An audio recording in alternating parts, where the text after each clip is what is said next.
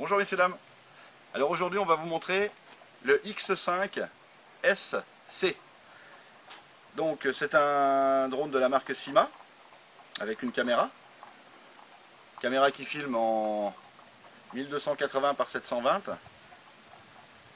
Voilà.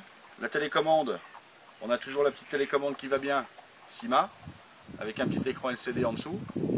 On a deux vitesses de vol et on a une fonction looping.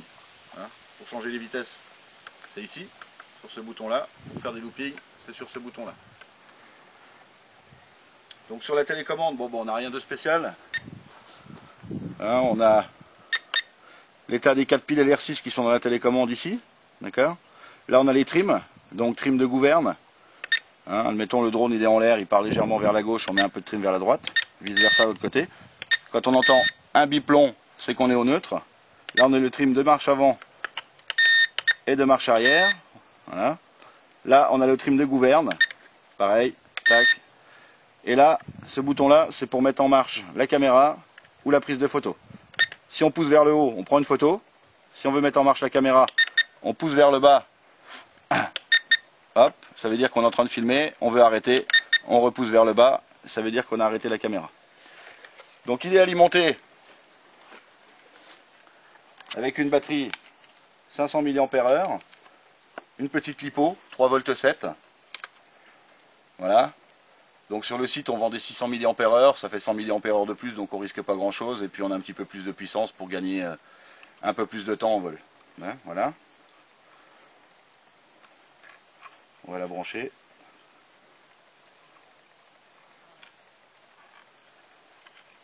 Tac, un petit clapet, vraiment bien fini, c'est un drone qui est très très bien fait, comme tous les produits Syma en fait, hein. C'est bien fini, c'est propre, c'est solide. C'est très très bien. Alors au niveau de la solidité, on a des protections d'hélice ici qui sont amovibles, donc là je les ai mises. Donc ça, voilà, hein, pour vous montrer la solidité des protections d'hélice, ça c'est vachement important. Donc ça veut dire que si jamais on tape, eh ben, c'est la protection qui va recevoir. Derrière, on a des pales qui sont tout aussi souples, tout aussi solides. Vous voyez, hein, avant de casser des pales, avant de casser quelque chose, il faut vraiment se lever de bonne heure. Les patins sont solides également. Hein, vous voyez, là je les tords exprès pour vous montrer. En cas d'atterrissage dur, ça va se tordre, mais pas forcément casser. Alors je ne dis pas que c'est incassable, hein, par contre, hein, d'accord, mais c'est quand même très solide, ça va permettre d'absorber les chocs. On a la petite caméra qui est ici, qu'on peut enlever très facilement. On a un petit bouton là pour l'enlever, donc on appuie sur ce bouton. Hop, on la coulisse tout simplement. Une petite carte micro SD à l'intérieur ici, c'est une 4 Go, elle est fournie avec.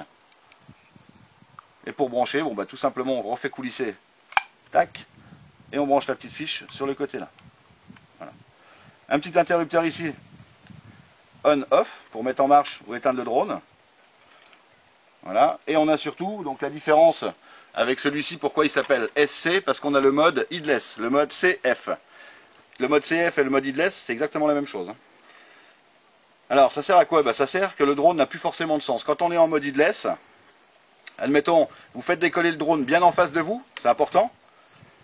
Hein, vous allumez votre drone, vous le posez au sol, vous allumez votre drone, vous passez la main en dessous, tac, vous allumez votre drone, vous restez bien derrière le drone, et là il est dans le bon sens. Hein. La caméra regarde vers l'avant, donc ça permet, moi je me mets à l'arrière du drone, c'est super important. On va éteindre, allumer. Les gaz en bas, on allume, voilà, et on fait un mouvement de va-et-vient avec le manche des gaz, pour synchroniser le drone. Voilà. Donc on va déjà vous faire un petit vol comme ça, et seulement après je reviendrai sur le mode headless, c'est plus important que je vous explique à la fin.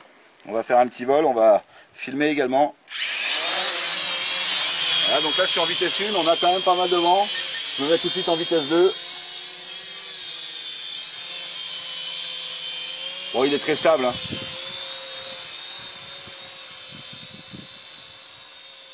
Ça c'est bien, on a une bonne stabilité.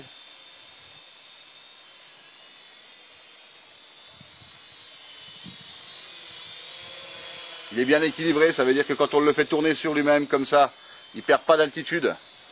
Hein, donc on a un drone qui est vachement maniable, facile à piloter. On va mettre en route la caméra. Voilà. Donc là je filme en même temps.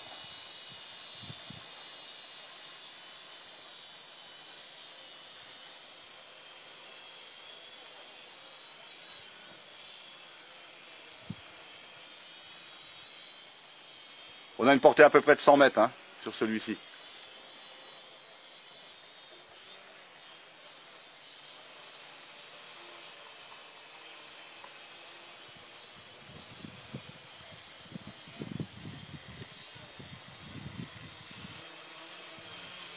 Allez, c'est bon pour le film, on va l'arrêter.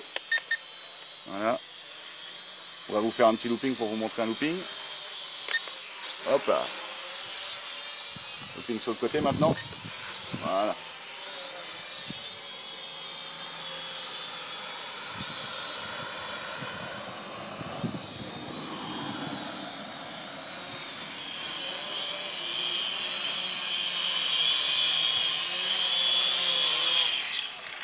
Hop, voilà, donc maintenant je vais vous montrer le mode CF. Donc, on va le poser au sol comme je l'avais posé tout à l'heure, ça c'est très important. Hein. Voilà, je le remets au sol comme ça, donc la caméra regarde là, moi je me mets derrière le drone côté batterie. Ok. J'appuie sur ce bouton là longtemps, hein, c'est le bouton qui sert à faire passer la première et la deuxième également. Quand j'appuie longtemps, voilà, on entend les bips. Ça veut dire que je suis en mode headless. D'accord? Donc là, mon drone n'a plus vraiment de sens. Quand je vais partir, hein, donc là, je le mets dans le bon sens, ok? Donc si je pousse mon manche, le drone part. Si je tire le manche, le drone revient. Ok? Ce qu'il faut savoir, si, quand je suis parti, je viens à le faire tourner comme ça sur lui-même, ok? Là, je l'ai inversé de sens. Donc, si j'ai pas le mode headless, si je pousse là, le drone va revenir, c'est l'inverse en fait. Si je tire, le drone va partir. Avec le mode headless, on n'a pas de sens, c'est pour ça qu'on l'appelle le mode sans tête. Ça veut dire qu'on n'a pas de sens, même si on a fait faire demi-tour au drone entre temps, le fait de tirer le manche va faire revenir le drone vers nous, le fait de pousser le manche va faire partir le drone. Hein? Donc je vous montre en vol. Voilà.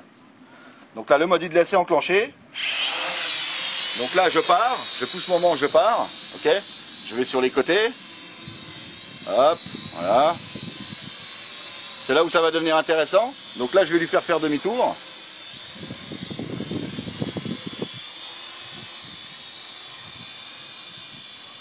Là, je lui fais faire demi-tour, voilà. Là, j'ai fait demi-tour.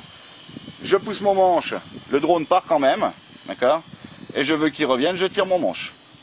Pourtant, le drone est à l'envers, donc normalement, tout devrait être inversé. Mais grâce au mode headless, il n'y a pas d'inversion.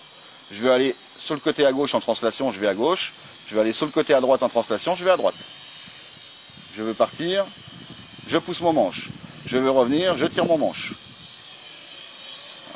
Je lui refais faire demi-tour encore, tac, je tourne.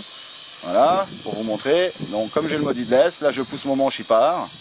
Je tire mon manche, il revient. Donc, vous n'avez pas d'inversion. Vous n'avez pas l'inversion à gérer. L'inversion qui est relativement compliquée, hein, normalement à... L'inversion qui est relativement compliquée normalement à comprendre. C'est normal, au début on apprend. Dès l'instant qu'on part, qu'on pousse, ça c'est logique. On tire, c'est logique. On veut aller à droite, on pousse le manche à droite, ça c'est logique. On veut aller à gauche, on pousse le manche à gauche, c'est logique aussi. Par contre, à partir du moment où on fait tourner le drone sur lui-même, tout est inversé. Donc là, c'est complètement illogique dans la tête de quelqu'un. On veut aller à gauche, il faut aller à droite. On veut aller à droite, il faut aller à gauche. On veut faire partir le drone, il faut tirer le manche. On veut faire revenir le drone, il faut pousser le manche. Hein, donc là, dans les cas-là, il n'y a plus rien de logique. Et donc, c'est pour ça que je prends un peu de temps pour vous expliquer le mode headless, parce que c'est vrai que c'est pas évident à comprendre. Donc, dans les cas-là, on n'a plus besoin de s'occuper du sens du drone, qu'on lui fasse faire demi-tour ou autre. On pousse le manche, il part. On tire le manche, il revient. Tout est normal. Donc, pour enlever le mode headless, on rappuie. Voilà, biplon, ça veut dire que le mode headless est enlevé. Donc, les petites lumières là, que vous avez en dessous, ça c'est super bien la nuit, hein, vous doutez bien. Orange, vert, d'accord. Et surtout, c'est super bien pour une autre chose. Quand votre batterie est presque vide, quand il vous reste à peu près 30 secondes de vol, vous avez ces petites LED là qui vont se mettre à clignoter. Donc, dans les cas là, on le sait, il est temps de se poser, il est temps de revenir et de se poser, on n'a plus beaucoup de batterie. Hein, voilà, ça a deux fonctions. Donc, dans la boîte, il est vendu également avec 4 hélices de rechange, même si à mon avis, avant de les casser, il faut se lever de bonne heure. C'est bon à prendre, elles sont dans la boîte.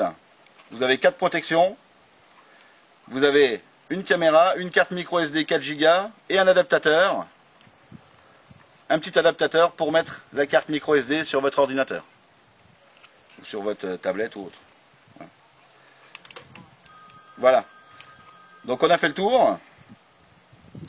Je vous remercie beaucoup. Donc vous trouverez ce produit-là bien entendu sur notre site internet vosgesmodelisme.fr. Je vous remercie, à bientôt. Au revoir.